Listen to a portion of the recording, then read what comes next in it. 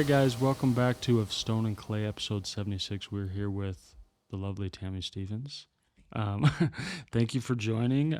Tamy is part of a large, ever-growing, it seems, collective. Is that what you call it? A worship band? Mm-hmm. Yeah. And I've interviewed a few of your bandmates, but yeah, we're excited to have you here. And tell me what's your experience been of Utah? I know you're from New York. Yeah, Utah is kind of the antithesis of New York in a lot of ways. completely. Yeah. Yes. My experience hasn't been bad. Yeah. I really enjoy the views. Mm-hmm. I think it's a really beautiful place. It's different. It's so Yeah. different Yeah. than New York. The people are Yeah. different. Yeah. What's been your favorite part? The clean water. The Oh, water really? is clean. It's the nice drinking water. Yeah. I guess I don't No, think that's about not. it. I was joking. I think my favorite part is I think the love I feel here is different. New What do Yorkers, we're all surly in a way, so it's like Yeah. it's nice to be around people whose smile is genuine, at least. Yeah. Or at least from what I can tell. Right. Yeah, so that's probably my favorite part. Nice. Okay. Well, I'm glad you feel the love here. Yeah. Awesome. Well, I want to just kind of hop into some fun topics. Fun. Yeah. So we've kind of been like friends on the periphery. You know, we have all these mutual friends, and we really haven't chatted very much. So I'm excited to get to know you a little bit better. I've gone to a lot of you guys as a band have these like biannual retreats, and you do a lot of just kind of jamming / worshiping. I don't know what you want, I don't know what you want to call it. That's pretty But much. but I'll a lot of times come and hang out and yeah, just listen and vibe and hang with people. And I've noticed that one thing I've loved, and one of the main reasons I want to have you on the podcast, is how easily open you are and vulnerable you are. And I guess I wanted to ask, because you talk a lot about mental health struggles, and I wanted to ask when did that manifest in your life that, oh, maybe I struggle to feel joy the same way other people do, or maybe I feel a little bit broken, or maybe I'm struggling with depressive feelings that I don't understand because I'm so young. When did that kind of come into the picture for you? I would say probably around 16, but the earliest sign of it I saw was about 9 years old. Oh, wow. 9's really young. Yeah. But, you know, I suffered through a fair amount of abuse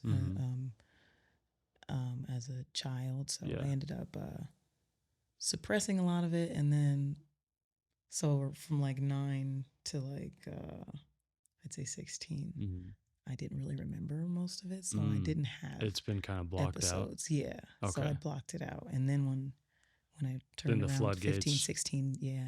Yeah. What kind of opened that up for you? Did you start going to therapy or? No, that surprisingly, my husband, well, my then boyfriend. So I would say even earlier than that, I'd say 13 then, because that's when we met. We'd been together since 13, but You've been together since you were 13. like on and off, but yeah. you know, kids, whatever. But I say around when I met him, that's when I started to remember stuff. And I think it's because, you know, you fall in love with someone and then it's like this, you can't really hide. Yeah. And so that brought about a lot of the emotional trauma, I guess, that I was suppressing as I tend to forget the bad stuff. So you started to open up emotionally with him, and then that kind of just opened up the dam. Yeah, pretty much. Wow. So yeah, then, and that's surprisingly too, that's when I started playing guitar. Oh, interesting. Yeah, so I had like a twofold situation. It's like I'm learning about myself and my emotions finally, and then I'm also using music with that. Yeah. So if you like kind of repressed all these things for so many years, when it finally started coming to the surface, was that kind of traumatic? Because it almost Yeah, because was I thought I was just fine. happening. Hmm. Yeah, again. I thought it was okay, Mm-hmm. but I really was quite numb, like very numb, Yeah. and just didn't know what it was. I don't remember crying a whole lot in between that period. I don't remember feeling things. Like Mm-hmm. I was pretty dark child. I didn't, you know, surprisingly, because my mother, she's so bubbly and loving and Yeah. sweet. And I But I was, mean, if you're dealing with abuse, it's hard to be bubbly and yes, you know. and it was stuff that I didn't feel comfortable telling people, and so I didn't tell my parents until I was 16 Yeah. what was going or what had occurred. Was it someone It was like multiple someones. mm, I think I kind of felt like I was a target at that point, yeah. and even it actually was still occurring, and I was blocking it out as it was happening. Wow. Yeah. So yeah, but I remembering everything was very traumatic because it was okay. Now I have this new or what's felt new information to Yeah. contend with, and I'm just now coming into puberty. And it's like Right, I'm right. like, ugh, this is who wants to deal with that, you know? Yeah. So Yeah, puberty's tricky it's enough. you know what I'm saying? I'm like, this is not what I asked for. So I kind of shut down and fought the emotional side, but it was very hard to fight. What was your like the hardest emotion that came with that? Were you feeling kind of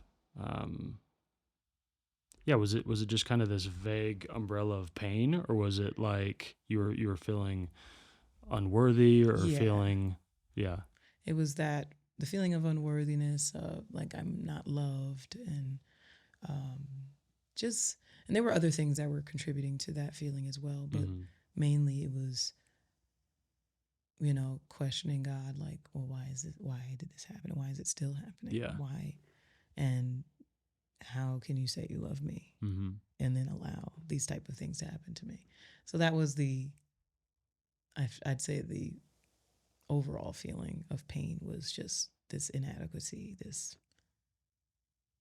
and this is before the music. This is like, so I don't have like these gifts and talents that people are so enamored with. Like, this is just, You don't have any real outlet. yeah, Yeah. I'm just existing at that point. But yeah, I ended up working with my sister. She went to Purchase out there in New York, and she did music therapy as her major. And I was like, I didn't know that was a major. I don't know if it's a major, minor, one of those. Yeah. I didn't go to school. I don't know those things. But I went into a really depressive stage, and she was able to see that, like perceive that. And she always does, actually. Yeah. Have you guys always been super close? No, we actually didn't get close until I was around 16. Oh, okay. When I started remembering. Yeah. So it's like she could see me, and she was like, hey, I love you, Right, yeah. And she saw the need for some form of therapy. It's very taboo with Black people for therapy. I don't know why. It's dumb because it's helpful. Yeah. I think just talking about trauma, it's this whole whatever happens in the house, keep it in the house type of deal. And my family wasn't into that. So she was like, hey, let's learn some music therapy. You're playing guitar now. Why not? Yeah. So your household wasn't this like super open, safe space? I wouldn't say it wasn't. It just certain topics were avoided, or it wasn't even that they were avoided. It's just, how do you feel safe to bring up something that you don't even know if it's right or wrong? Yeah, you don't understand even. I had no understanding that what was happening to me was wrong, or that, that I could tell anyone. Yeah, or you probably would have had you known that it was like for sure really super wrong. And when it came to the point of me actually revealing it to my family, we were in a prayer circle together. And my other family members had revealed some heartfelt things, and I just let it just came out. Oh, wow. And I couldn't even, and then I was like, was I wrong for saying that? Yeah. I had no like even emotional reaction to saying it. And my parents were like, oh, what? This is when you were 16? Like 16, 15, Yeah. 16. So it wasn't like I don't know. I wasn't shocked in saying it. I felt like, oh, well, this is natural. They're talking about their feelings. Why not? Yeah. Let me talk about my feelings. Yeah, I've always been like I don't see the point in lying about things or hiding things, or some people I know say I have Asperger's because I'm just too honest. Yeah. But I think it's a gift and a curse, Yeah, totally. On one hand, being too honest can get you in trouble, but Yeah. on the other hand, but it's better than the alternative, yes, for sure. exactly. Yeah. So I just let it out, and I know my parents were really affected by that. Mm-hmm. Thinking I never want them to feel like it was their fault Yeah. and that they weren't protecting me. They were doing the best they could. Were the perpetrators people yes, close to your these were family members that should have been, and not even that much older than me, family members. Multiple family members. Yeah. And I was very quiet around that time. Yeah. So it was like I basically was a target for cousins, I assume. Yeah. Just and you get that they might have been abused too, and sure. they were just repeating what they thought. Yeah. They didn't know it was wrong too. Yeah. And which was mainly the case in everything that was happening to me, which makes it a little easier to forgive. So yeah. But yeah, the trauma, I can't say the trauma was easy. Yeah. Would how long did it take you to feel like you could forgive?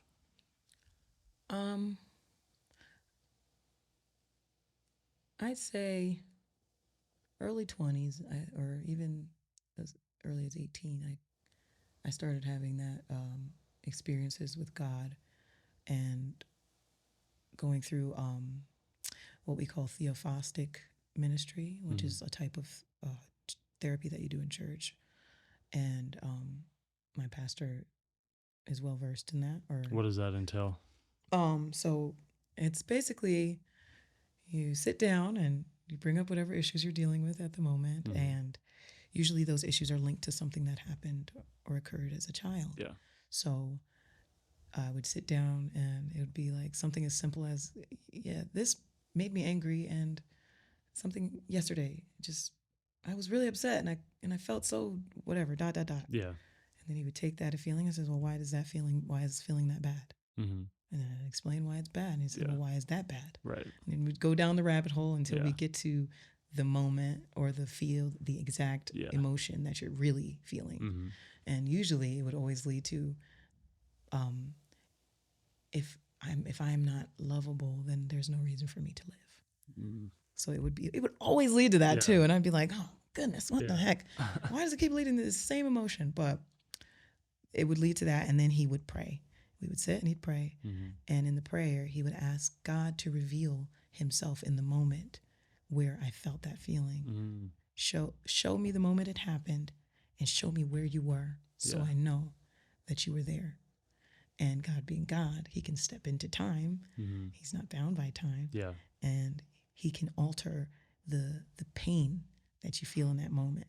And I've experienced this. This stuff is really crazy because I'll still have the memory, and I'll still have, even know what that feeling was that I was feeling at that moment, but the sting of it will go because I know he was there. Yeah.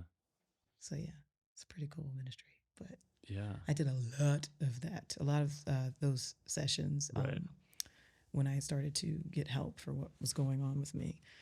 So that's when I started to. I'm sorry, I'm probably making so much noise. No, you're good. That's when I started to learn about forgiving, and I also kind of came to a place within myself where I've been forgiven much. And who am I to hold anything over anyone else, regardless of what they've done? Yeah. It doesn't have to be good, and I don't have to like it. I don't even have to keep a relationship with the person or pretend like it never happened. Right. But I also don't need to put myself in jail to something that happened, thinking that I'm imprisoning them. Yeah. Because that's not how forgiveness works. For sure. Tell me about the musical therapy. Musical therapy. Oh, okay. So I started writing at 9, which is interesting because that's when the depression started. Yeah. So I had a journal. I had several journals actually, and I would be writing down my feelings just at first. Started. I can't remember what teacher kind of prompted me to do that, but I remember one of my there was a few teachers along the way that kind of saw me and encouraged me to like write. And she was like, "Yeah, you should get a journal. You should write." So I got a journal, started writing, And then I got a poetry book, and it morphed into writing poetry. Yeah. And my sister's also a poet. She's very instrumental in a lot of my growth and healing. And I started writing poetry because of her, because I thought she was cool, and her poetry was the bomb. And I was like, I need to be good like that. So I started writing poetry, and then I kind of went from there, and guitar came into the picture. So then I started writing songs. And when did you start rapping? Oh Lord. I started rapping in high school. Well, actually, even before that, I'll say around that age too, 9, because we used to have these little rap sessions at the lunch table, and they'd be making beats with the pen on the table. And I would just jump in, and because I was writing poetry at the time, it was easy to just. And I'm not a freestyle rapper. Like, now I'm trash, not gonna lie, at freestyling. But back then I was not too bad. You know, 1, 2, buckle my shoe. So I would rap with my little homies back at the lunch table and piss the teachers off. But that's kind of when I started rapping. Yeah. So explain to me kind of how this musical therapy works that like Mina kind of introduced you to. Yes. I don't even remember how it started. It was a blur, but I still use the principles that she taught me. It's really just being super honest in the writing and poetically saying what I'm feeling.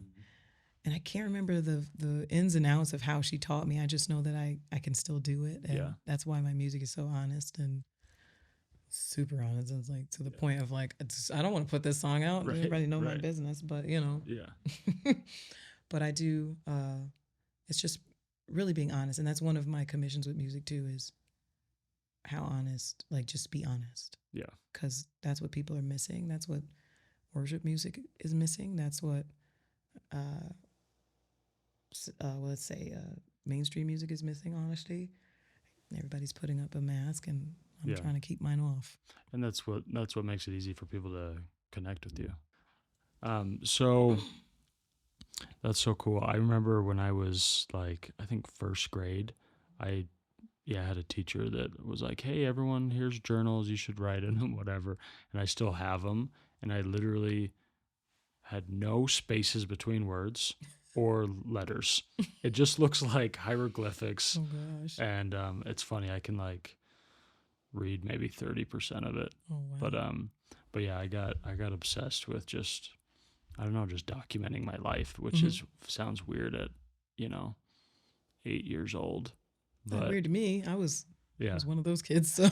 Yeah. But when it's funny when you're that young, you don't really know what you're doing. You're just kind of going off of instinct almost, you're just like, because you're not thinking at 9, like, I need to like write this down for my progeny, No, I don't think any 9-year-old's thinking that. Yeah. But, so when did, so you got into the guitar around 16? Yeah. And nope, 13. 13, okay. And then you started, when did you start like writing music?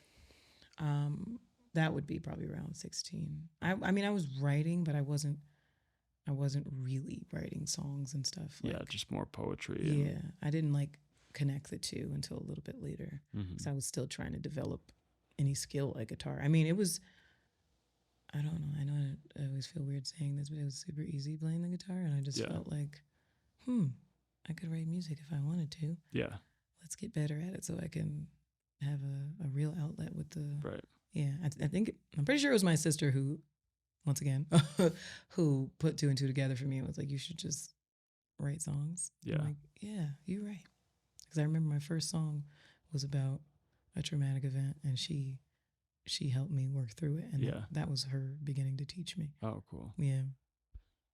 It was about, when I was a baby, I pulled a pot of boiling water onto my feet. Look at me dissociating. Anyway, my hat was fine. I didn't need to do stay that. With us. I remember pulling the pot onto my feet, like I remember it, and then I remember them. This is a little graphic, but pulling my socks off and everything coming off with it, and just always having issues with my feet since then, because I had pretty bad burns. Yeah. Surprisingly, they're completely gone now. Yeah. And then I could put a tattoo so I could remember them, but but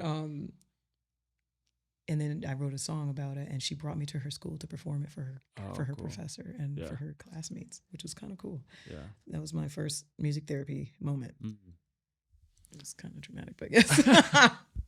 Anyways. Were you, with such a musical family, were you, because you said the guitar came pretty easily to you, did you, was performing and being in front of a mic, did that feel easy from the get-go? No, Yeah. I didn't. No. Like, if I wasn't shy, but I did not like being on stage, and I didn't like people looking at me. Yeah. I don't want them to stare at me. Yeah. Do you like it now? I enjoy performing the songs, mm-hmm. and because I'm not. Well, yeah, okay, yeah, I do enjoy performing the songs, but I don't always like. I hate this TikTok lingo, being perceived, whatever. Mm-hmm. That's so TikTok, but it's people seeing me and the vulnerability that can sometimes be triggering. But I do enjoy performing and being on stage and playing and stuff. So yeah. Do you like the attention? No. I'm like, the Lord's been getting on me about posting more, and I'm just like, then people know too much, but look at me, I'm super honest, but I'm worried about if people know too much, which it's dumb. Yeah, it's a funny paradox. You're so open and vulnerable, but kind of still have a little bit of a wall you got to climb over. Yeah. Would you say you're an easy person to get to know really well, or is it a little bit tricky? It depends. Because I'm a people watcher, so I'm usually watching and paying attention to, how people interact with other people, and and I think everybody has the right to choose whether they allow people in. Yeah. It's just guarding your heart or whatever. Yeah. And that's also one of my commissions. I am to guard my heart because I am so honest and open. Yeah. And not everybody has good intentions that I've learned over the years. And so I usually vet people before, I'm not, but I also do that with the leading of the Lord as much as I can, because I don't want to ostracize anyone, right? Especially if they need my gift at that time. And sometimes the gift is knowing who you are. Right. Because that's like we overcome by the blood of the Lamb and by the word of our testimony. Our testimony really helps others. Yeah. And it's why we have to have one anyway, why we go through things. And I know I've went through a lot, but I also, as an adult, get it now. It's like, okay, there's literally somebody out there that needs me. Yeah. That isn't as strong as me. And that my ministry might help them to choose life. Yeah. Like I had to. So, yeah. What do you, when you say you had to choose life, I assume there was a period where, in those depressive episodes, where you didn't want to live anymore. And yeah. I still have those episodes every now and then. Mm-hmm. I'm not perfect, and I never pretend to have obtained what I'm reaching for. Yeah. All the time. It's not always, there's circumstances that happen that make it sometimes not always obtainable for me. Yeah. And I'll go through a stage, and then the Lord will have to pull me out. Mm-hmm. So, but yeah, that started around 9 too. Wow. So that was just right when the abuse started happening. And did you not really remember that until you were 16, or do you kind of have a memory of feeling those things? The abuse actually started from infancy. It didn't. So I was an infant when it started, but I didn't remember that until I was 16. But when I was 9, I was having things that were happening to me, feelings and that a 9-year-old shouldn't have. Yeah. And behaviors that a 9-year-old shouldn't have, and that was exposed to my parents, and them not knowing that I was being abused. It caused them to discipline me in a certain way. Because you didn't know how to articulate. I didn't know how to tell them, well, I don't know that what I'm doing is wrong. I need you to help me. And so because of the behavior, I actually ended up getting in trouble in school. So then it was told to my parents. And I remember suicide coming in through this situation because I didn't know I was wrong. And now that I know I'm wrong, that means I'm unworthy of love. And if I'm unworthy of love, then I have nothing to live for. Yeah.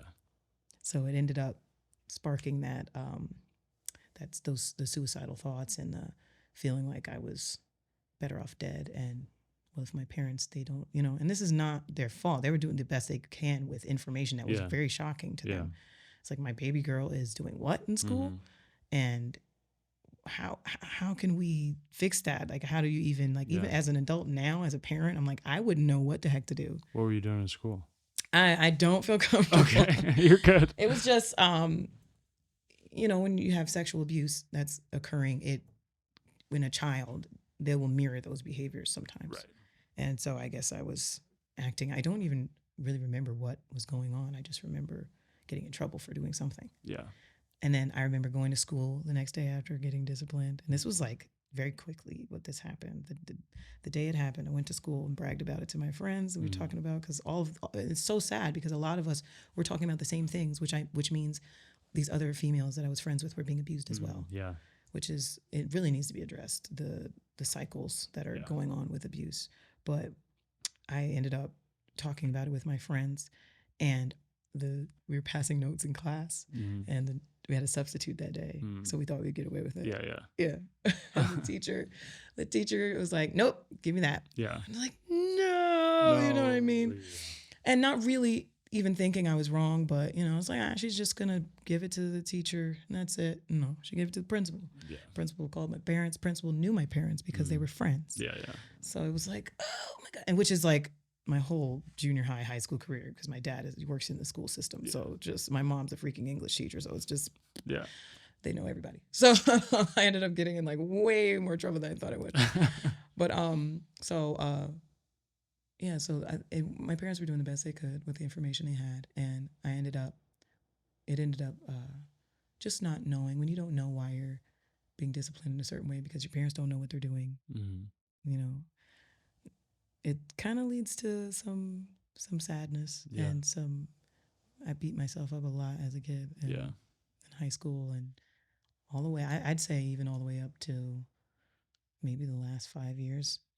I'm just now getting to a place where I'm like, okay, I can love myself and I need to love myself and I'm worthy of that. So I'm a talker, so I'm sorry. Where were we? I was kind of curious when that ideation started. It was around that. I was 9, so maybe fourth grade. Was there a point where you actually made an attempt? I did. I had a few attempts. They weren't. It's like little kid attempts, so they weren't really. It wasn't really going to happen. Yeah, it would have never happened. But as a kid, you think, and it's even. That's how I know it's so spiritual, because what kid knows that they can destroy themselves? Yeah. And then, no more pain if I, you know what I'm saying? It was very spiritual what was happening to me. Yeah. I really, truly believe that I don't know how others feel about, the devil and God and that opposite thing. Well, he's not an equal opposite to God, but I believe that he really saw that there was potential in what I was learning the music, and I there was literally writing songs the first time I picked up a guitar. Yeah. The day I picked up a guitar, I wrote a song, which was, well, it wasn't a real song. It was, like guitar, not singing, but, really pretty guitar songs that I was writing. And just, I really believe he saw that I was headed somewhere. Mm-hmm. And even if he didn't know my destiny, because of certain DNA that we carry, like, he can see that. Like, oh, this is familiar. Yeah. We have to send a certain type of attack. We have to make sure we stop her from being able to reach her potential. Whatever. Yeah. It's just my own personal beliefs on that. So I ended up, just not really liking myself. And after that, and I wrote, it was such a small, it was like a week, this all happening, by the way. So I get back to school and I'm hanging with my friends again. And I wrote another letter like a dummy, because didn't you just get in trouble for writing a letter? Whatever. But I wrote another letter and I gave it to my classmate.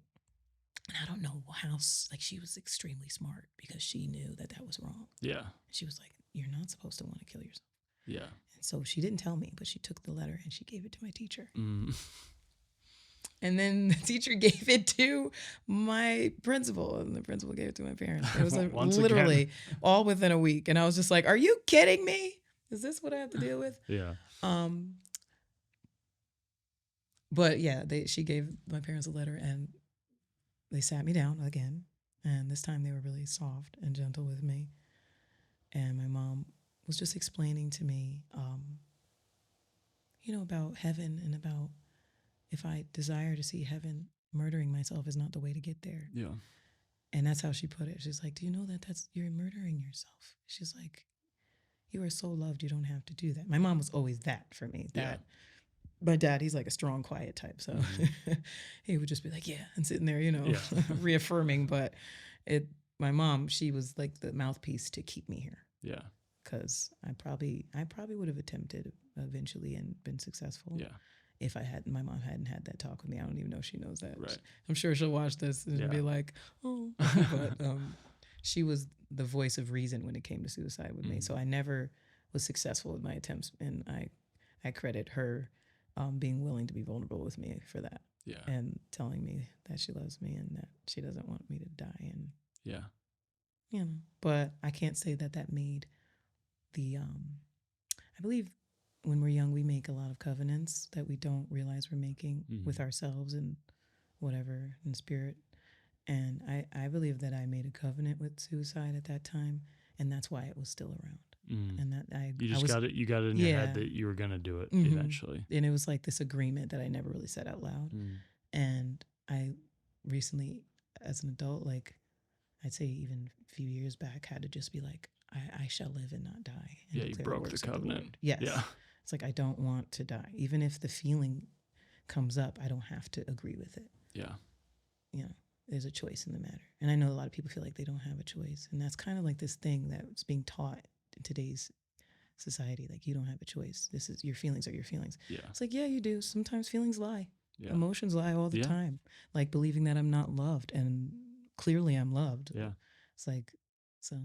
Well, it's weird when you're experiencing pain, emotional pain, it's so easy to be like, I don't see a way where this goes away. Yeah. I don't see a path out. But it's kind of, when you really like step back, you're like, what are the odds that I'm miserable for the rest of my life and experience zero joy? Like, it doesn't really match the truth of things. But I read this quote, tell me if this resonates with you, about suicide, where this guy was saying that when people jump out of burning buildings, they don't want to jump out of a building, but they're trying to escape the immediate pain of being burned. And he said, like, most people don't really want to kill themselves. It's just they can't bear life. And so it's this feeling of desperation. It's not so calculated, like, if I kill myself, I'll be happier. It's I don't have a choice. I can't bear this pain anymore. That was I definitely resonates with me. I was there for most of my life. Just this desperation of like, God, if you don't take the pain, I cannot. Yeah. Like, I'm trying, but I can't. Yeah. And that feeling was really what, I guess, I'll be honest, I believe that suicide is a spirit and that it latches on to the garbage that we don't deal with.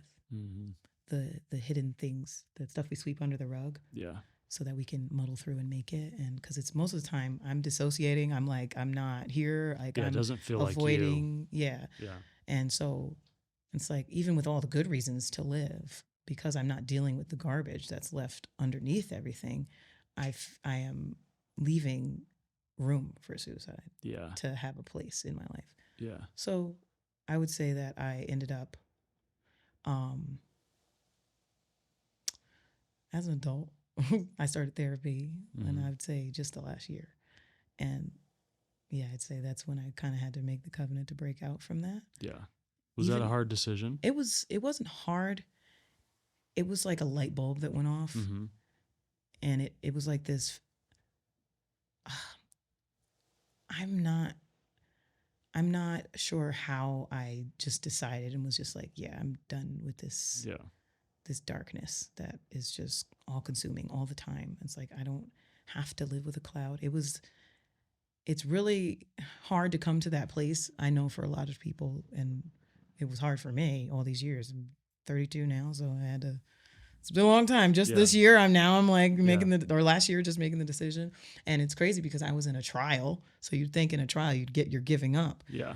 But no, it took me, I'm being very honest, sitting in a hospital bed and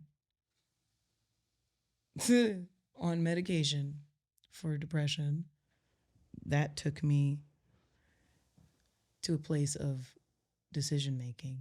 It's really about making that decision. I don't want to die. Mm-hmm. Pain is hard, but I'm not dealing with the pain. And now look where I'm at. Yeah. So it's like, okay, I'm sitting there and the Lord is showing me he's there. I remember sitting in this hospital bed. I had cried my eyes out. My brother brought me there to the hospital and he was, I don't want you to go. I love you.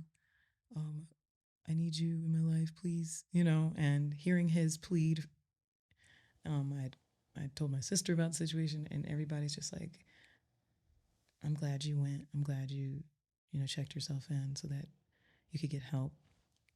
I remember sitting in the bed and off to the right of me, there was on the little board, it said Tamy. Yeah. So the nurse's name was Tamy. Oh, wow. And it was written in my favorite color. And I was like, really, God? He's like, mm-hmm. So even in like a really dark moment, the Lord prompted me to go seek help. Yeah. And because, okay, you're not listening to me. Maybe you'll listen to a doctor. Yeah. And I was like, okay, I'll go. I went, and then it sparked me. I couldn't find a therapist for the longest. Like I was struggling to find a therapist. Everybody in insurance, whatever. Yeah. And then I finally ended up in this terrible space. And I right after they recommend me to a therapist. Mm-hmm. And then I end up with a really great therapist who understands my faith and doesn't tell me to run away from my faith. And she's telling me, did you pray about it? Did you, and she's not even a Christian, mind you.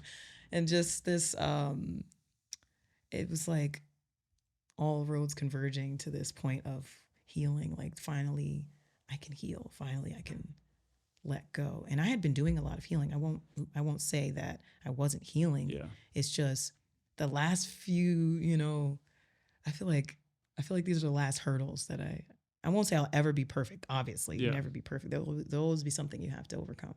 But I feel like I really came to this place of like, oh, I can do this. Yeah. And hearing somebody tell me, even though you hear your family do it all the time, but it's like they're supposed to tell me they love me. Yeah. And then I go out into the world and there's strangers telling me I'm great. And I'm like, they don't know me. So how can they tell me that I'm lovable? Yeah. And then I'm sitting with my therapist and she's revealing all these things about myself to me. And it's like, that's when the light bulb goes off. And it's like, I want to live. Yeah. I don't know what that's going to take or how long it's going to take for me to really, really feel that. Mm-hmm. But I'm also coming to the understanding that it's not always based on a feeling. Feelings don't always feel great when you have to make choices. Yeah. So it was like, I'm making the choice to live because I'm worthy of life. And I no longer want to work for worth. Knowing that I'm worthy, I work because I'm worthy. Yeah. And not so that I can receive worth. Does that make sense? Yeah, yeah. Which Eric McManus, he's amazing. I heard at a conference last week, he said that, and it just... Oh, cool. Yeah. I'm already worthy. I don't have to work to... Yeah. I don't have to be this, amazing somebody. I'm already worthy. So what do you say to somebody that feels those emotions, but their rebuttal is kind of like, yeah, but like, I'm not worthy. Like I do this and I struggle with this and I continue to make these mistakes and I have these addictions and these vices. Like what's your advice to somebody like that? I'm going to get super Christian on you, but God did not die for perfection. He was perfect and put on imperfection to die for those who are imperfect. Mm-hmm. So therefore that love is available to the imperfect. Yeah. And when he sees us, he doesn't see the imperfection. He sees himself. So that as much as it might be true outside of God that you're not worth it and that, your sin might disqualify you, but not to him. Right. He's like, I'm not so much worried about your sin as you are. Right. That's man looks on the heart, or man looks on the outward appearance. The Lord looks on the heart. Sin is an outward thing. Yeah. It is a symptom of a deeper issue. Right. And he's like, I just want to get to the deeper issue, which is your heart. Yeah. If I can change that, and I can change the other compartment of your heart, your mind, then absolutely you can be a whole new creature. You don't have to stay the way you are. Yeah. And that's the thing with humans. We think this is just who I am. This is my character. And I hear people say it all the time. It's like, is it really who you are? Or is it who you had to become to protect yourself? It's like people make covenants with themselves. Literally. Like I'm like a covenant to say like, I'm stubborn. That's who I am. That's what I'm going to be. You hear people say that all the time. And I hate that. But it's literally what we do. And all the things that we were protective measures. Our body is meant to protect us as children, and it will do whatever it takes to protect us. And in doing so, as children, as teenagers, whatever, we make covenants, like you just said, and those covenants were sealed by them. And God honors covenants. He doesn't break. That's one of the law. Like he doesn't break covenants. He's like, and because you made a covenant, you have to break it on your own. And I had to do a lot of that, like a lot of coming out of agreement with just thought processes and just like dark thinking, like to the point, like my therapist, we giggle at how, like, is that what you were thinking about? Like, I'm like, yeah. And I'm like, where's that even coming from? And it's like, when you dig deep and find out where the painful, what your inner child had to overcome, and how they had to protect themselves from people, from the elements, those covenants make sense. Yeah. And then it's like, then you can have grace for yourself and be like, okay, well, I was just trying to protect myself as a kid. My body was literally protecting me. Yeah. And so now I'm in a place where, as an adult, I'm safe and I can release my inner child from that covenant that it made to protect itself. Yeah, I don't know why. You know how you randomly get obsessed with, I don't know, you get obsessed with like principles and ideas. I've recently been obsessed with this idea that for some reason it's really easy to give people close to us grace, people that we love, but it's so hard to give to ourselves. And I talk about this all the time, but I constantly forget and constantly struggle to give myself that grace. When if a close friend is struggling with the same thing, I'm like, bro, you're good. Like you're loved. Like you're awesome. You got you got no problems. But if it's me and it's something way smaller, I'm like, I'm such a worthless idiot. You know what I mean? Yeah, I absolutely know what you mean, because my self-talk can be pretty bad. I'm not gonna lie, which is why the Lord's always like drilling it with me, like, you gotta stop saying that. I'm like, oh gosh, okay. Yeah. Like, okay, so even was it yesterday, the day before, we had the meeting? We gotta stop. Or you wanna? No, we're good. We're good. So even yesterday, what was it? That was the day before yesterday, right? Yeah. So we had that. The Lord was talking to me about self-talk, and we know who I ended up chatting with during the meeting about that. There's a concept of self-talk that God is still revealing to me, I'm not gonna lie, that our bodies literally respond to the darkness that comes out of our mouth. It says it's not what what's that scripture? The scripture that talks about what comes out of a man that defiles him. So it's literally life and death are in the power of the tongue. I hope I'm saying that scripture right. I hope I am. If I'm not, put it up on the screen. But the concept is still there. But it's about how, there's we just learned about this in we had a meeting in KWC. Brighton, he does like work with schools and stuff. Yeah. And he was talking about negative self-talk, and he had one of the members write down some super negative stuff on a piece of paper and then some really positive stuff on another piece of paper, and they folded it up and they put one in depending on, they put it on in both hands, and then she had to she couldn't know which one was which. She didn't know which was negative or positive. Yeah. And he didn't know either. So he puts it in her hand and he has her hold her arms out, and depending on which note is in her hand, he pushes her hand down. It has to be super strong. Like, hold her arms up. And he had to push her hand down. And one arm is not going down. And then the other arm is going down easily. And we open up the papers, and the arm that's going down easily is the negative self-talk. Oh, wow. It's the negative words. Yeah. And then the one that was strong is the positive words. Yeah. And affirmations. So I'm just like, that was like, that's crazy. I forgot about, the body being made up of a certain amount of water. And there's science to back up when you're speaking negative, what it does to plants and about just having to relearn our language to ourselves. I really believe that it's relearning, because we create pathways as children in our brains, and those pathways get set in stone. And I won't say even in stone, they get set in flesh. Right. And we have to relearn how to be as an adult, and without the measure of unsafety that we felt as children. And in doing so, we're creating new pathways in our brain. But that takes habitual doing. Yeah. It can't just be, oh well, I just said I'm a great person the other day, and it's like, oh no, that needs to be a daily thing. You should be telling yourself you can do it, and that you're amazing, and that you have everything you need, and that you're not living in lack, and you're in abundance, and all that, and you're a lovable person. Like, this is stuff we should be saying to ourselves.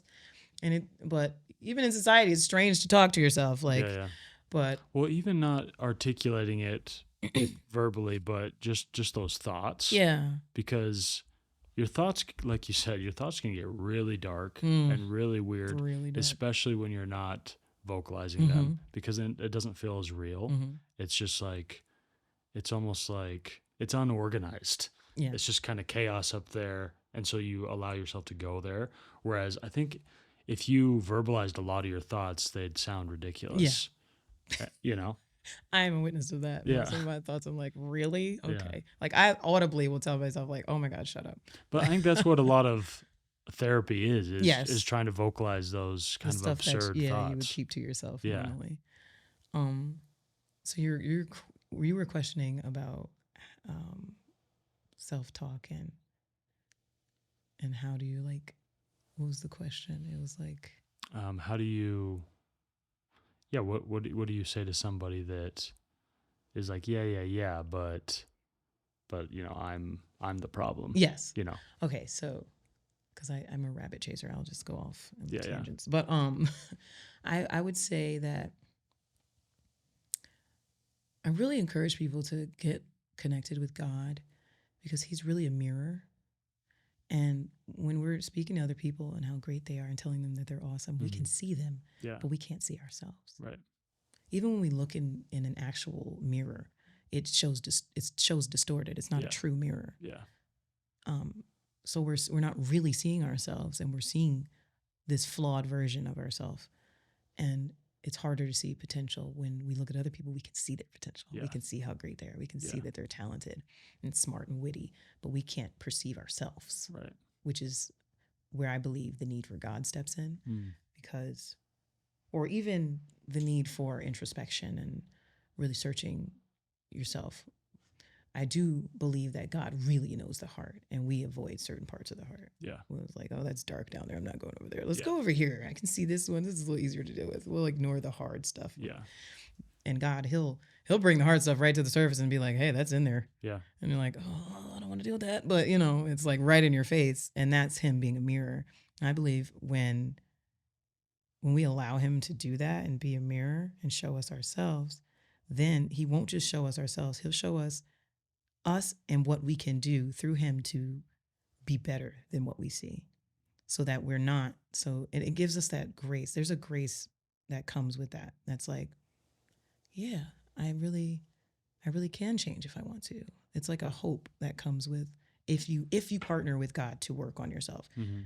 I won't say that self-help is not helpful. I've been doing a lot of self-help over the years. Yeah.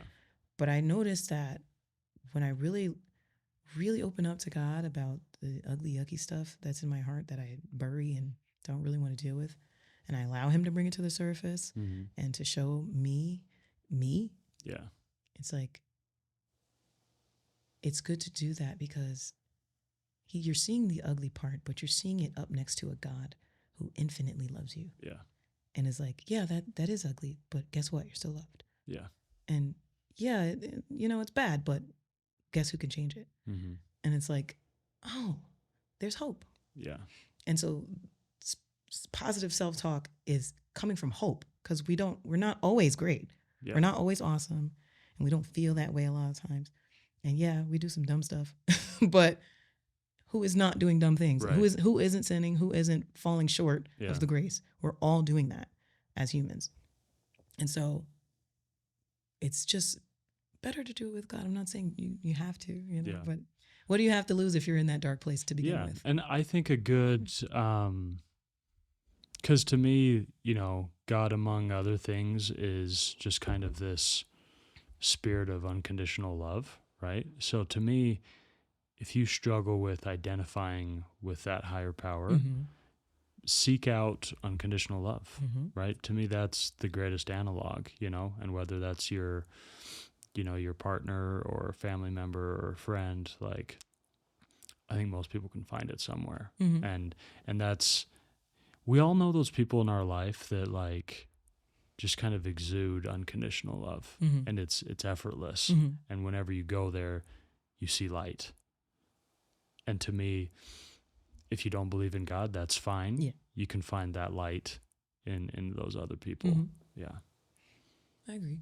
Yeah. Personally, for me, it's God, but whatever I mean, same for me, But also there are times where, I'm a believer in God, but there are times where God is out of my mind and he's elsewhere, and I'm on my own little journey. And so that alternative is easier, I guess. But yeah, and I mean, for me, in a perfect world, I marry the two, Yeah. So you said you're a reader of people. Yes. People watcher. Yeah, people watcher. What was did you have any inklings or preconceived notions about me? Because we've met like a few times, but like I said, haven't really chatted much over the years. I don't normally, when I watch people, it's not from a trying to gain a preconceived notion or having right, but just catching a vibe or energy. I just felt you were very gentle. Yeah, I didn't get like any harsh vibes. No, at all. I was like, no, he's cool. He's a cool guy. Yeah. I don't people watch too hard these days because that actually is like one of my defense mechanisms.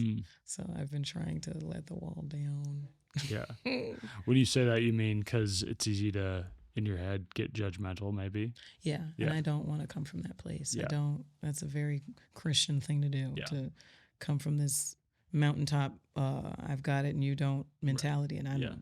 And I know I don't have it. So I'm like, what I have is God, and he keeps me going. And he's the source of any strength or knowledge or wisdom. And so I never want to come from that place with people. So I don't people watch in the same way that what I used to, I don't have to, I know that I'm safe now. I don't have to protect myself from people. Yeah. I feel like I struggle with, I think my judgment of others often comes in a form of just like petty, trivial, like easy to make fun of in my head, And I heard this thing a while ago that I loved so much. I can't remember. I think it was a line from like some AA speaker or something, but he said like before every meeting, he prayed to not judge the speaker. And I thought, that's a good prayer. What a cool thought, because it's so easy to just like not focus on the message, but focus on the messenger. Yes. And focus on, like, that's a good point, but what a weird way to say it. Or like I agree, but I don't like that rhetoric. I don't like the delivery system, but when you're coming from an earnest place, it really doesn't matter, but I've found that I often like really need to do that prayer, because my default setting is to make fun of people in my head. And that's, that's once again one of those childhood defense mechanisms, protective measures. And I think it's for me, it's I find the humor in it. It's not because I'm like, that person is less than me, or that person's got issues, but it's just like, I can't help but find things humorous. Well, with me, it's usually, well, it used to be. I try not to do that anymore, but I would judge the speaker based off of whether I was smarter than them or not. Yeah. Just horrible. Yeah. It's like, who the heck were you? But I've learned that that's just a part of us that wants to not look at the real us, and wherever we fall short. So we'll look at where other people fall short. Right. And that means that intellect is really important to you. Yeah. Which I've gained a lot more of, Yeah. So try not to judge anybody anymore. Right. It's just not good to be that way at all. So I'm learning to, the more that I love myself, the easier it is to love other people and to just be a loving individual. As hard as that was for me, because when you go through a lot of abuse, you don't love yourself. Yeah. And that's the goal, I believe, for the enemy when he, attacks children.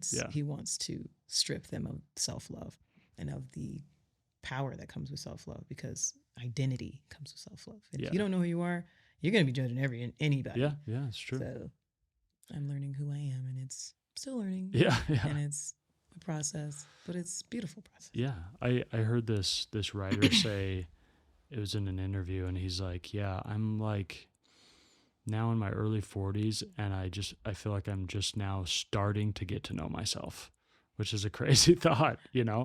It's like halfway through life, but yeah, it takes a while to get to know yourself. I think so too. But also being 18 through like 29, you're distracted by all the things you think you want. Yeah. And then, 30, and you think you have it all figured out. Yeah. And then it's like, you don't. Yeah. Like, how many times I said I know to my mom and I didn't know jack squat? Yeah. My son does it now. I'm just like, sir, really? Do you at 6? No. ... And, I don't stop him from feeling like he knows things, because I know what that's like to be that teenager that thinks they know everything. I don't know. I'm still at 32 and in the place where I'm like, I don't know anything. Yeah. This is my first time on earth. Yeah. I'm figuring it out. Yeah. Do you struggle ever with nihilism? I know what nihilism is, but give me context. Just kind of the idea that, and obviously I know your Christian background, but just moments of darkness where you feel like, what's the point of anything? Like feeling like, what's the point of doing music? What's the point of fostering these friendships and these relationships? Like, just kind of feeling like there's just no end or purpose or destiny to anything. I think I would say during those depressive episodes that can hit me sometimes, then that's kind of where that comes in, this hopelessness that what's the point feeling? Yeah. I've struggled with that before. I kind of dissociating. Stay with us. To fight that very hard, because one of the concepts, I'm always talking about the concepts that the Lord gives me, because this is the little nuggets he helps me like feed on. This is the bread of life. This is going to keep you alive and keep you going. And one of those little nuggets was that he doesn't do small things, and nothing is useless. Nothing is worthless. Nothing he has created is worthless.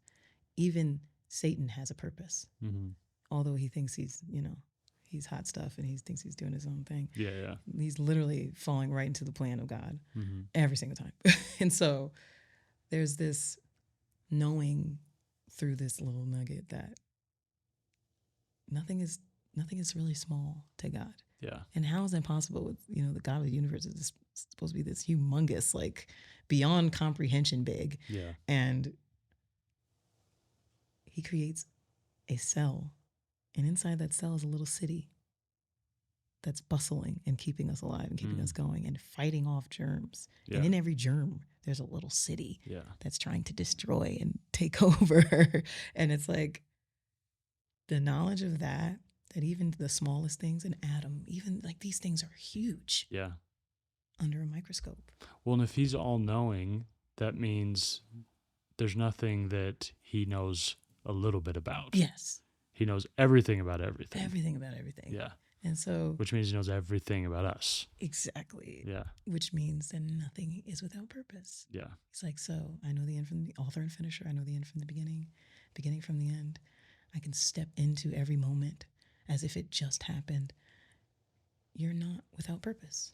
Yeah. You're not insignificant. There's nothing insignificant that he has created. And that knowledge of that, and that's just recent knowledge for me, just with him talking in my little devotions with him and in my dark moments. It's like, what? You think you're insignificant? Yeah. Let me show you how much you're not insignificant. It says, a cell, you can't see it. You think it's insignificant because you can't see it. And I see you. Yeah. You're not insignificant. Nothing, no small things come from God. Yeah. No mistakes come from God. Mm-hmm. Everything is with purpose, and all things work together for good. That is what's kept me going, especially recently. The last trial, and I end up in the hospital, and I'm like ready to be done with life. Yeah. Like officially, like fully, like making plans to be finished. And it's like, okay, I tried. I made it all the way to 31. I was 31 at the time. So yeah, I did good, but I'm done. Yeah. And you're not moving fast enough for me. 31, please. Like I should have been doing what I was supposed to be doing at 25. I should have, you know what I mean? Yeah, yeah. Especially as a musician, you think you're supposed to be at the pinnacle of who you are at like 20. And it's like ridiculous. It's like, girl, you don't even know jack squat at 20. I didn't know jack squat at 20, and I thought I did. Man. And now in the places I'm in, it's like I'm understanding even the absolute darkest moment had a purpose. Yeah. And a push to drive me into who he created me to be. Yeah. So yeah. Let's rewind. I loved so much this idea. I don't think I've ever heard it articulated this way, that to go back to your moments of extreme pain and to imagine or realize that God was there. What's that feeling like when you come to that realization that he was there? Is there a little bit of anger or resentment that, like, okay, if you were there, why did you let me go through it? I think at first, like initially, it's like well, why, but I don't think like everybody else. Like, why is such a dumb question to me? Because it's like, you're never going to really know why God is doing half the things he's doing. And it's like, why is this a rabbit hole? Yeah, it's like you could get really lost in why. But I have asked, I'm not going to lie, I have asked why. And I'd say in those super dark moments, and he shows me that he's there, and I feel peace, and the why really doesn't matter, because it's like, I can go through anything as long as you're with me. If you're not with me, I can't make it. And I need him to show me where he's at. Like, where are you? You don't see what's going on. And it's like, how do you see everything and you don't see that I can't handle this? And then it's like, he sees us so much that he sees what we can't see about ourselves. Yeah. Like how we can handle it. And he's like, I have not put something on you that you can't bear. Yeah. It's like, and that's where, for me, learning God's word actually helped, because it was like, my word is coming alive in this moment and you just can't see it. Yeah.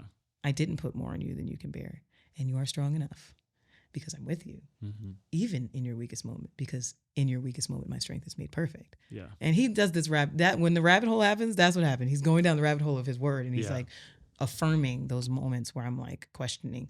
And I believe that it's funny, but in the darkest moments, I imagine him. And when I see him, I'd say it's a vision, because it happens a lot.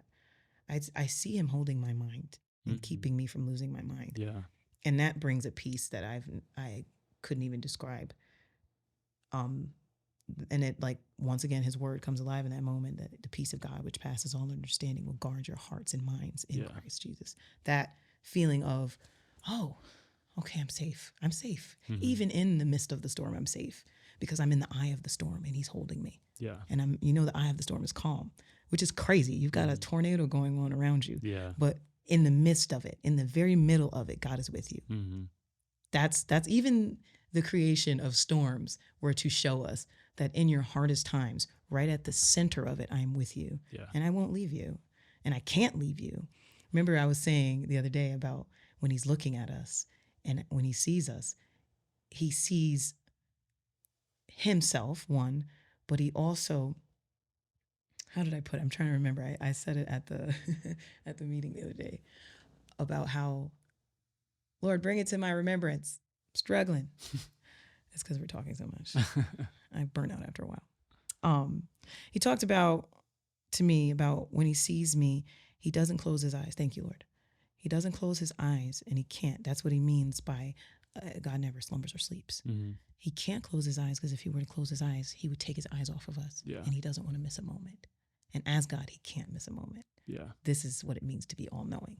I know every moment of your life. I'm in every moment.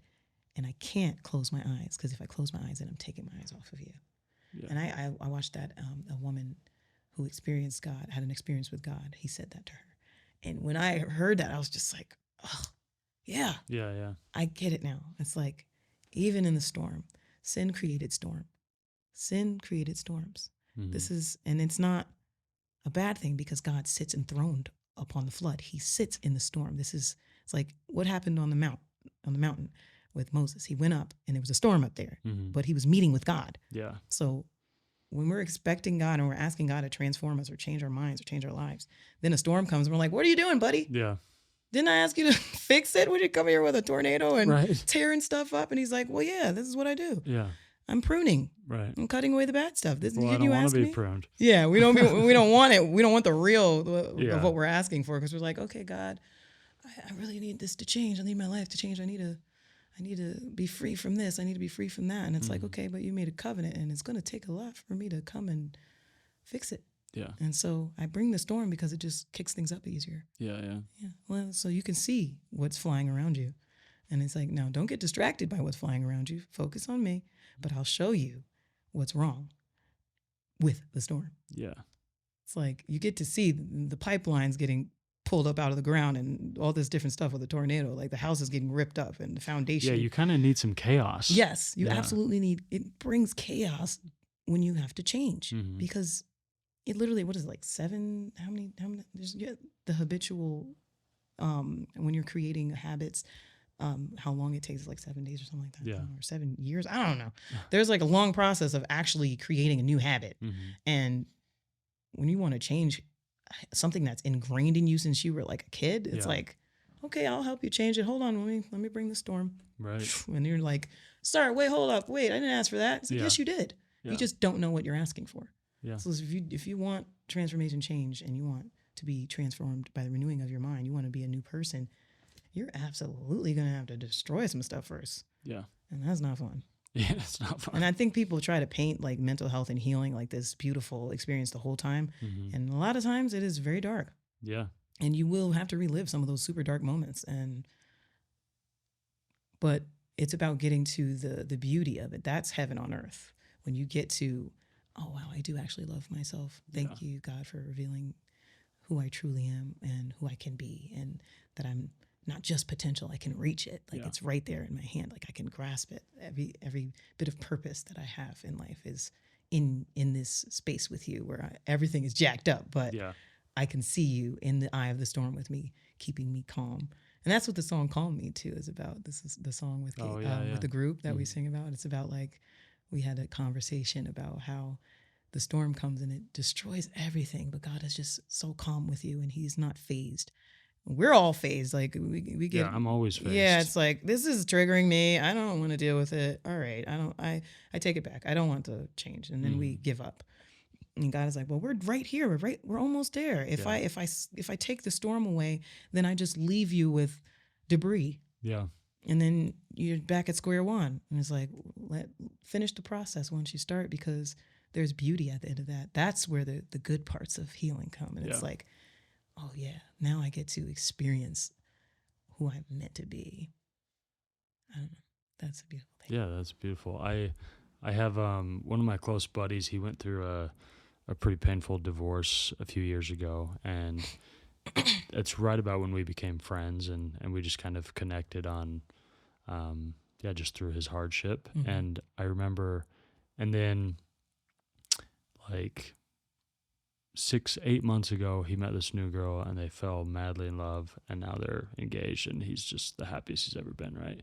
And he goes to my church, and my bishop was talking to him, and he's like, dude, don't you wish in the middle of that hell you were going through, you could have a vision of today, and how like wonderful things are, and how like you were going to be fine the whole time. And my buddy's like, yeah, I would have killed for that moment, you know?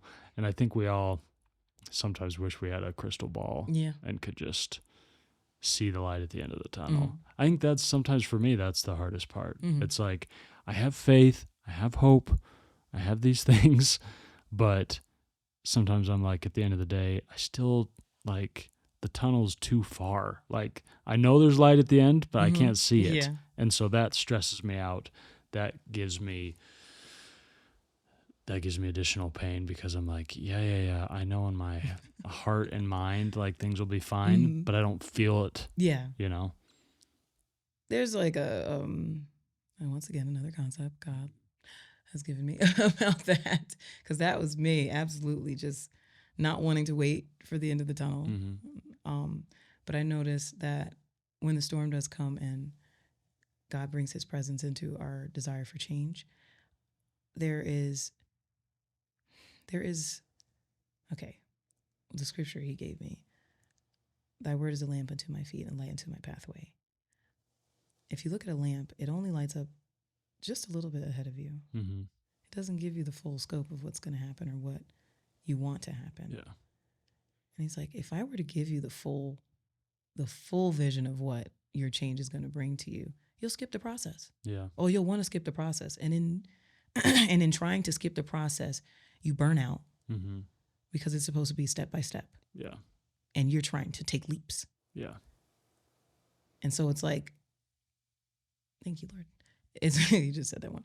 It's like, you don't want to skip the process, because with each step, you are being, okay, let's say the spiral staircase.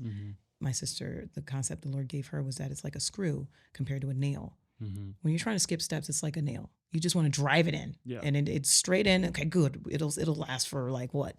A short amount of time, because after a while, the nail will slip. Yeah. And whatever is holding up will fall. Like if you have a shelf that needs to hold up a certain weight and you just put a nail in there, it might slip and it'll come right off the wall. Yeah. But a screw with an anchor, the anchor being God, and that screw being the change and the transformation that's happening, you are literally being anchored into your change. Yeah.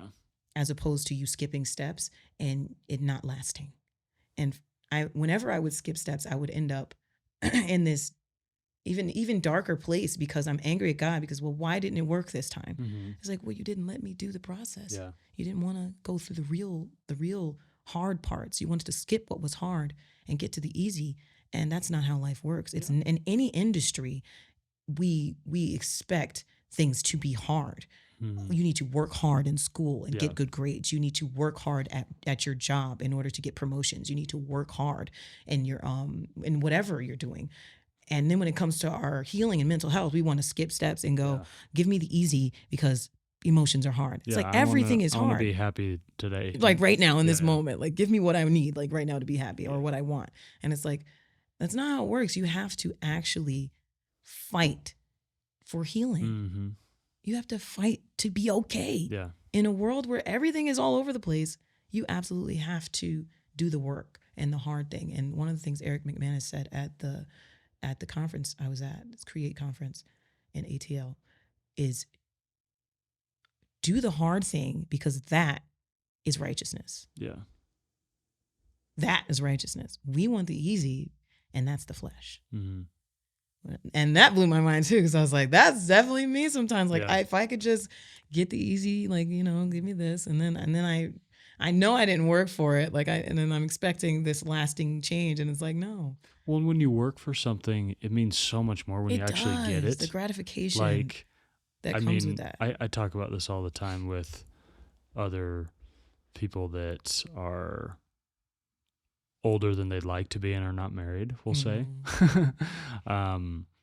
Where I think when we do get married, it'll mean so much to us because we've fought tooth and nail. Yes. To find the right person. Yeah. Yes. Yeah. And not to say that, like, if you get married young, you don't appreciate it, but yeah, there's something that comes with grinding something out and just being in the trenches and then finally getting that prize. Exactly. And like, even with this podcast, I've been at this for 3 or 4 years, and I remember initially thinking, like, yeah, this will be awesome, and hopefully something will go viral, and this will take off. And it didn't, right? But now, if it ever does, it will mean so much because I've put my heart and soul into it, and it hasn't been just, it didn't just come easy. Yeah.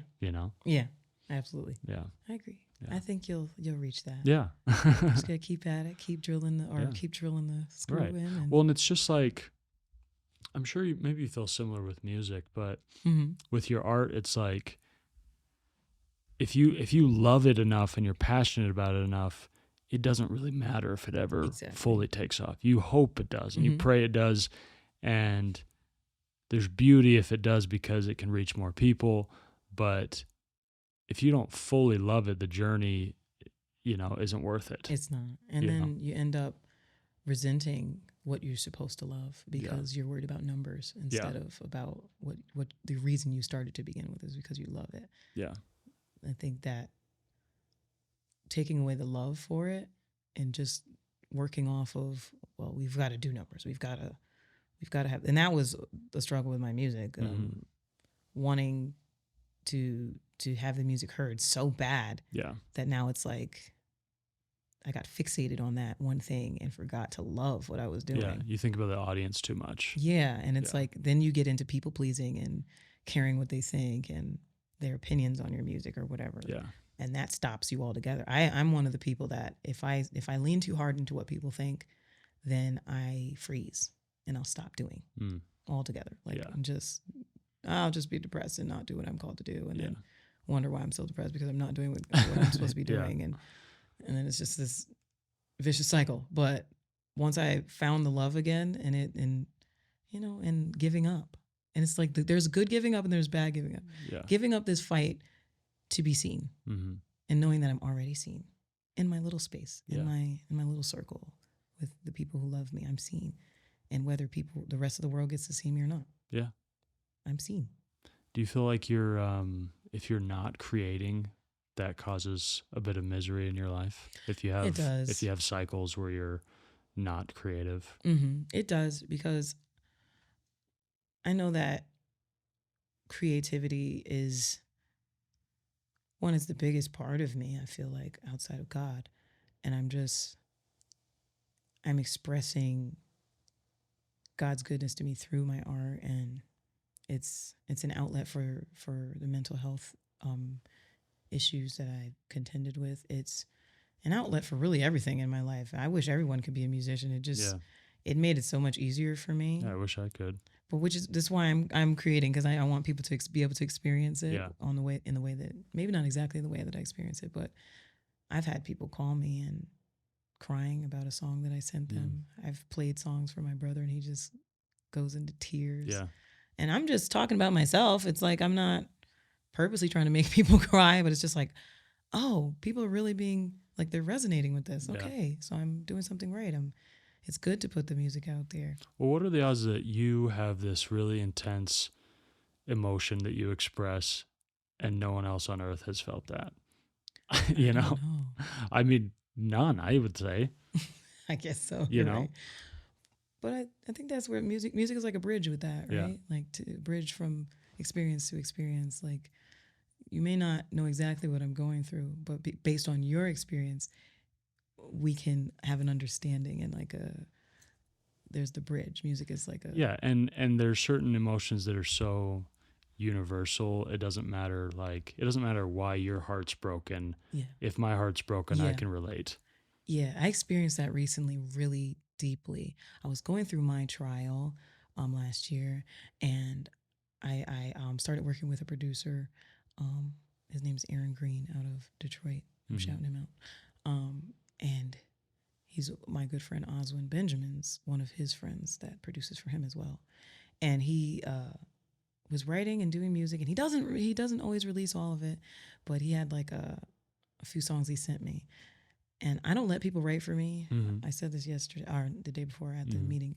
I do not let people write for me. I write for myself. Like it was one of my little pride things, and the Lord was like, "You're gonna." We'll see. Yeah. So I ended up working with him, and he wrote a few songs that were literally as if he was in my trial with me. And I was just like, how the heck is that even possible? Yeah. And then that like sparks that understanding of this is a bridge. His experience might be different from mine, but music makes it as if we're one and the same, and we can really understand each other in that way. And these are the songs that'll be on whatever project I release this year. Oh, awesome. But do you have like a full album that's gonna come out, or it's a 2-part situation, so I don't know, maybe 7 songs per. So part 1, part 2. It's called Solomon's Song. And now I'm tying myself down to actually releasing it. Good. Which is good, but pressure. But hey, it's in your Instagram bio too. It is. Yeah. But that's the Lord calls me Solomon's Song. So that's why I'm making that. I named the album that. So I'm gonna release it soon, but it's about love and about relationships. I'm not a Christian artist. I'm actually not, which is hilarious. Yeah. But you'll see, like, because God is the Holy Spirit is my filter. You'll see that it's like, oh yeah, she has faith. Like she follows her faith, and somehow it shows up in the music. But yeah, I'm just learning about that bridge between people when it comes to music. Like it really is quite powerful to be able to experience somebody else's life through their song and it resonate with you in your own life. I think that's an interesting thing. Do you remember when you were younger, is there any specific song you remember hearing and feeling like for the first time, like just overtaken by lyrics? There's a song by Kiara Sheard. I think it's called, I believe it's called Hear This. And it was just this really somber but sweet song. And I played it over and over and over every night. And there are albums that I have over the years done that with that have kept me going. And that specific song was like one of the earliest ones I can remember that I actually, because I was like a house music kid. Like I listened to house. My aunt used to make me house music tapes. Yeah. I'm aging myself. And then I had like a little tape player with a microphone connected. God, I remember these. A microphone connected to it, and I would blast house music. Yeah. And piss my dad off in his studio down the hallway. Hush, you're so loud. I would be, oh, no. And I couldn't really sing that well back then. Well, it's called house music that you played in the house. Yeah, it was a lot, but hence my brother becoming a house music DJ. Shout out to Momo Reddy. I love you. But I would play that music too. So it was that song called Hear This. And then there was another song called Refiner's Fire that this group called Nitro Praise did. Hilarious. But just thinking about it now, it's like if I went back to listen to that, I'd probably cringe. But it was the lyrics of that song, Refiner's Fire, my heart's one desire to be holy, set apart for you, Lord. And that song, I could sing that now and start crying because it's like from then on, it's kind of just been my desire to just be for God. And I don't always meet, those expectations. Like I'm a hot mess, I'm not gonna lie. Like people get like attached to your wisdom and forget you're human and be like, oh, she's so wise. But I can be a little ratchet. I'm not gonna lie. You can be wise and a hot You mess. know, at the same time, two things Yeah. can exist at once, and and very much so me. But those songs really, I've got so many. Yeah. Those songs. Were you big into like 90s hip hop? Lauryn Hill. Yeah. All day long. Yeah. That was like, excuse me, Miss Hill. Miss Hill. She was big inspiration, not gonna lie. So much so I named my daughter after her. Oh, really? Much to Wyclef's dismay, who is like my uncle. He was like, couldn't name her after me. I was like, I'm gonna name her after you. But yes, 90s hip hop was big time. Fugees, Yeah. Fushnikins, like some corny stuff, straight, and 80s stuff too. There was even a Christian hip hop group called oh, please don't. I want to remember it, please. Oh my God, what was their name? Ugh, my brothers would be so disappointed in me. I can't remember the name right now. You know what? There's this so I have a funny background. I grew up, only listened to hip hop until I was like 14 or 15. Mm-hmm. I think it was just, I grew up in Phoenix and just that's what all my friends listened to, right? Mm-hmm. And then I get to Utah and just more people were into, you know, the pop punk scene and alternative music. And so I got more into that. And so now I have this blend and honestly, most of the hip hop I listen to is more old nostalgic stuff. But it's sounds like me. Yeah. No, legit was in a pop punk band and everything. Oh, nice. Yeah. Pretty like the first album I ever bought was a Beastie Boys album. Yeah, that's throwback. Yeah, which is crazy. But yeah, it's interesting how connected I got to music at an early age, even though I told you, I just have no musical acuity. Like I can't, you know, I can't read music. I just don't know anything about it. It's kind of a foreign language to me, but I always connected to lyrics and the poetry of music, you know. And it's funny, I kind of got into writing kind of in my late 20s, but when I look back, it was always there. It was always part of my life. And like I said, like I was a maniacal little journaler when I was a kid. And I love the way you just put that. Maniacal little journaler. And I was obsessed with rap lyrics. And just because I thought it was so cool, it just felt like this never-ending rapid-paced poem. Yes. You know? Literally. Yeah. And I was Which is why it was such an easy transition for me to go from poetry to rap. Yeah. Like I actually, it's funny. When I was 14 and all I was listening to was rap, I actually like wrote down some like rap lyrics and I look back, they're so bad, but I also didn't know how to write music. So there's no chorus, there's no bridge. It's just like this long freestyle where every line is the same rhyme cadence, you know. And I've been there. Yeah, it's really bad, but I'm glad I still have them because they're really funny.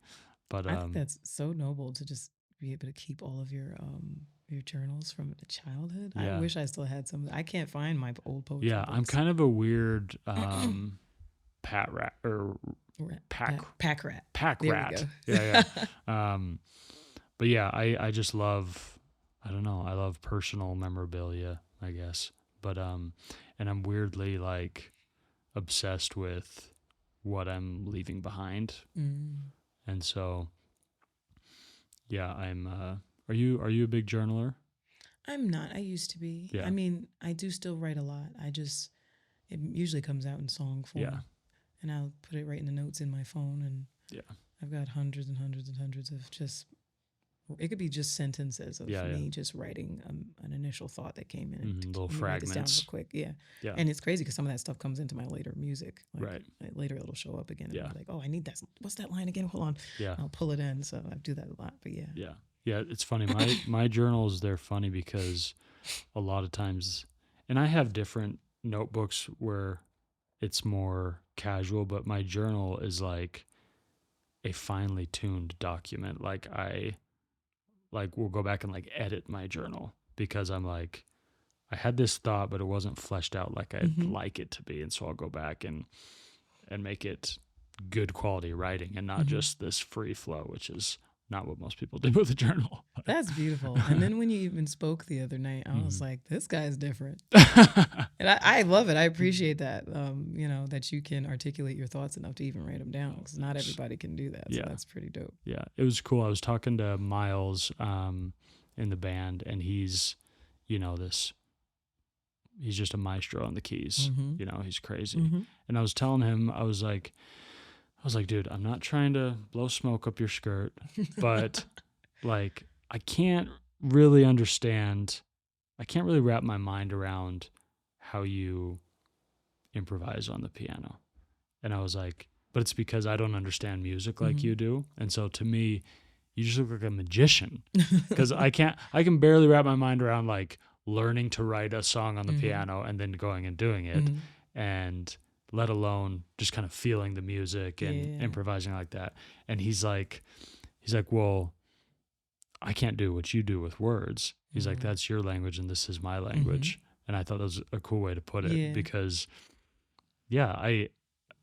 he kind of just like helped me understand, because music to me, when I see amazing musicians, it almost feels like mystical to me, because I just can't do it, Mhm. and I can't relate to it. And the idea of like even like taking piano lessons or Mhm. learning to play the guitar, I'm like, it's too overwhelming. It wouldn't be worth the journey. It might be. It might be, but Yeah. I think, I wouldn't want to work that hard for like a little hobby. You know what I mean? An hour a day.